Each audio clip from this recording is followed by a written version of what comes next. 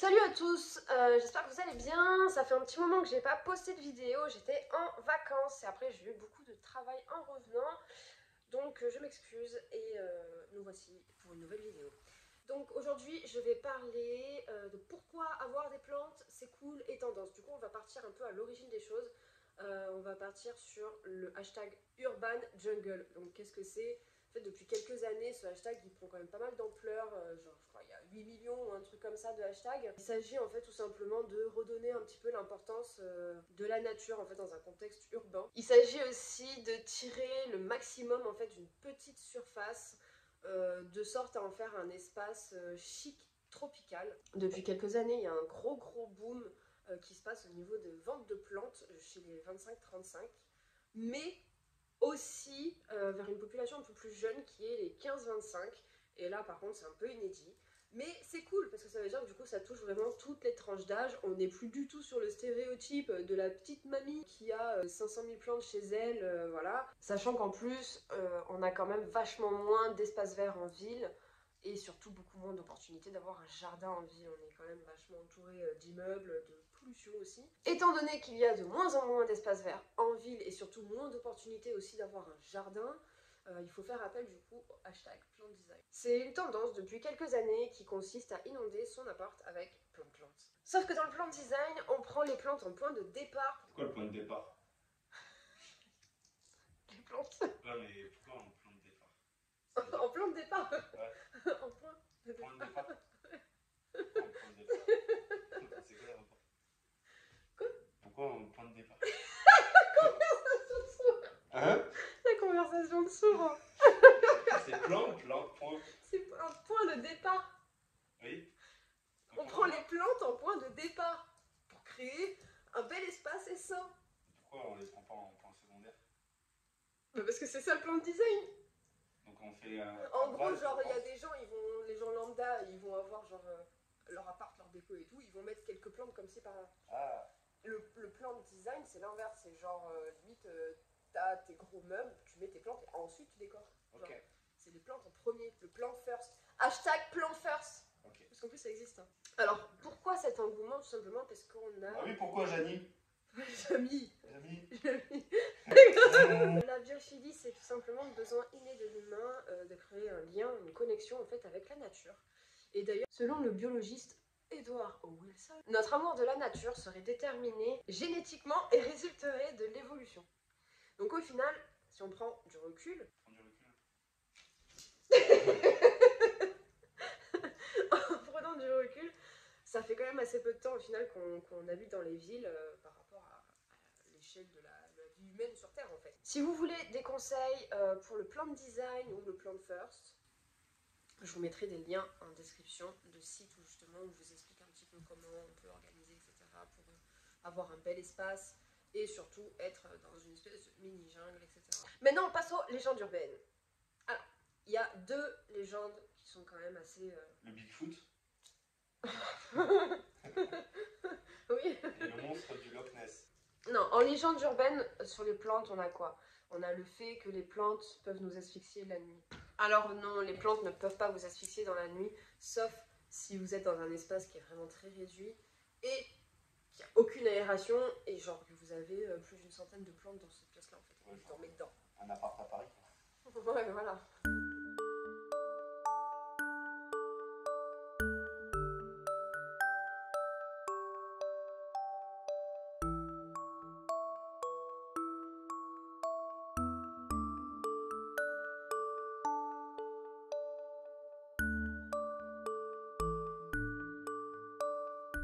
La deuxième légende urbaine, c'est que les plantes sont des polluantes. En gros, oui et non. Genre, oui, si vous avez plus d'une centaine de plantes chez vous, et dans ces cas-là, oui, elles vont clairement dépolluer votre air. Elles vont diminuer la concentration d'agents polluants dans l'air. Mais par contre, non, si vous avez genre 3 plantes qui se battent en duel dans votre salon, non, ça ne changera absolument rien, il n'y aura aucune incidence. On va passer aux bienfaits des plantes parce qu'il y a plusieurs points sur lesquels elles ont des effets positifs, notamment au travail. Par exemple, il y a des études qui ont été réalisées si vous avez des plantes dans votre bureau au travail, elles vont diminuer le stress et aussi l'inconfort physique, mais elles vont aussi augmenter la concentration Et par exemple, si vous travaillez sur un ordinateur, elles peuvent augmenter votre production jusqu'à 12% quand même, ce qui n'est pas négligeable.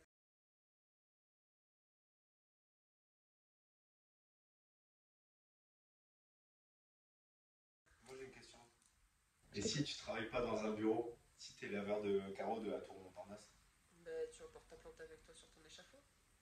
Ouais, mais si tu es à l'extérieur d'un building par exemple en train de nettoyer des. Ouais, je sais, mais Ouais, je suis là tu pour le mets ça. sur ton dos, tu dis à ton pote de la Mais tenue. attends, tu sais qu'en vrai, pendant le corona, il y avait des photos qui tournaient, genre les gens, ils avaient, tu sais, au lieu d'avoir les masques, Ouais, ils avaient des sacs à dos avec les plantes et genre... C'est stylé ça en vrai. Ouais, trop bien.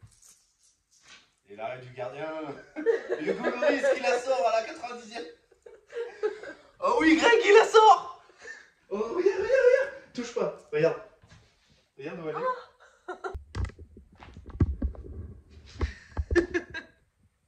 Il est content. Hein.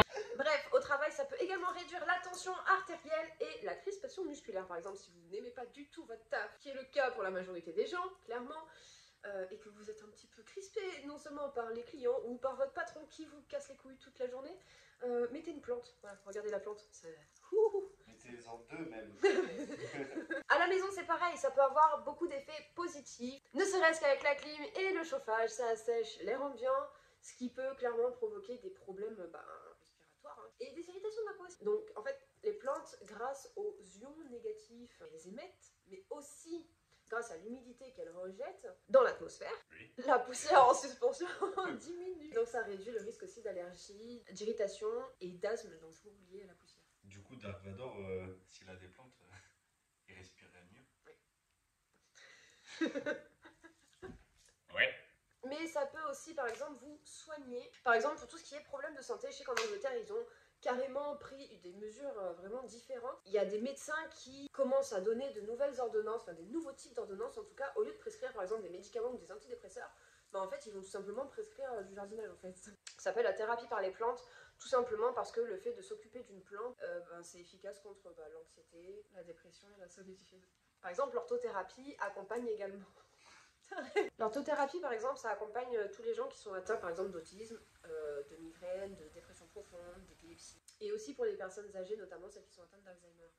Tout simplement parce que le jardinage, en fait, ça maintient un espèce d'éveil intellectuel. Par exemple, aménager son jardin ou son coin plante, genre, ça va stimuler en fait les fonctions cognitives et c'est surtout qu'il faut pouvoir se repérer dans l'espace et dans le temps. Il faut aussi mémoriser les noms, il faut s'occuper de la plante, il faut les soigner, ça reste quand même une responsabilité. Jardiner, c'est aussi susceptible d'éviter l'arrivée par exemple de certains troubles ou de dépendance. Ça peut aussi empêcher le cours de pathologies neurologiques ou psychiatriques. Bref, ça améliore les conditions. Par exemple, les gens qui sortent d'une opération chirurgicale, ils vont avoir un meilleur taux, meilleur temps en tout cas de rétablissement qu'une personne qui va être dans une chambre sans plante. C'est genre, ils ont fait des expériences sur ça et tout. Tout simplement parce que la plante en fait, elle va déjà détourner en fait l'attention du cerveau. Et comme la plante a un aspect déjà apaisant, les patients qui ont des plantes dans leur chambre ne réclament beaucoup moins d'antidouleurs et se remettent beaucoup plus vite d'une opération qu'une personne, que les autres patients qui n'auront pas de plantes dans leur chambre. Voilà, je trouve ça incroyable. Bref, c'est branché, c'est cool, c'est bon pour votre santé aussi, donc on fait quoi? Go, on va acheter des plantes. On prend des plantes. Je vous mets aussi en prochaine vidéo la plante pour avoir des plantes gratuites, parce que mine de rien, les plantes ça a quand même un coût, donc comment avoir des plantes gratuites? Je vous donne tous les conseils nécessaires pour ça. Et comment on fait pour avoir de la weed gratuite? C'est des plantes? Certes. J'en veux. Je pense qu'il faut que tu ailles en Hollande. C'est qui Hollande? L'ancien président. Allez, salut. Sachez qu'aussi l'urban jungle, il y a plusieurs styles. Vous pouvez très bien avoir un style ultra urbain, ultra style loft new-yorkais, Oui. avec plein de plantes justement pour casser ce côté urbain. Mais vous pouvez aussi avoir un côté assez graphique. Mon bégonia maculata! Par la fenêtre, le poupi. Poupi! Qu'est-ce que je disais? Oui, un truc un peu graphique. Vous pouvez aussi avoir un truc genre full tropical avec les coussins tropicaux, les murs verts, etc. etc. Je vous mettrai quelques images. Je vous mettrai quelques images en fait d'exemples de trucs.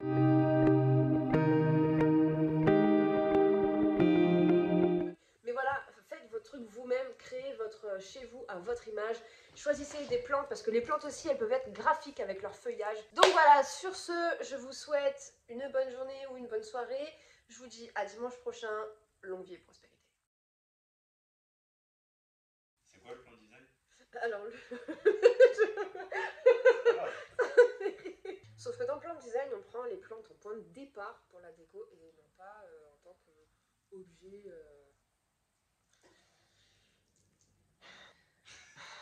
Ça.